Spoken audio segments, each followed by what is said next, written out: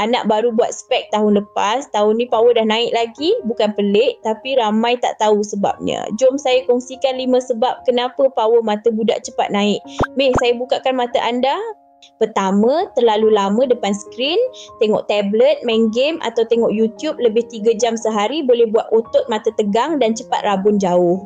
Kedua, kurang masa di luar rumah. Cahaya semula jadi bantu mata kekal sihat. Tapi bila budak asyik dalam rumah, mata tak dapat rangsangan cahaya yang seimbang.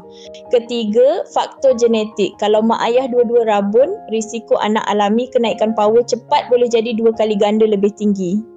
Keempat, suka baca dekat sangat. Bila mata paksa fokus jarak rapat, otot mata kerja keras dan lama-lama power pun naik.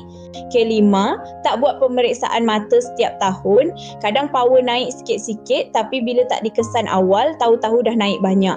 Kalau anak anda dah suka tengok skrin, cepat jarang keluar rumah atau asyik pegang buku dekat-dekat, hati-hati power mata boleh naik tanpa disedari. Cek awal, rawat awal sebab mata mereka tengah membesar jadi tak boleh ditukar ganti. Like, share dan subscribe YouTube channel kami untuk lebih banyak info menarik.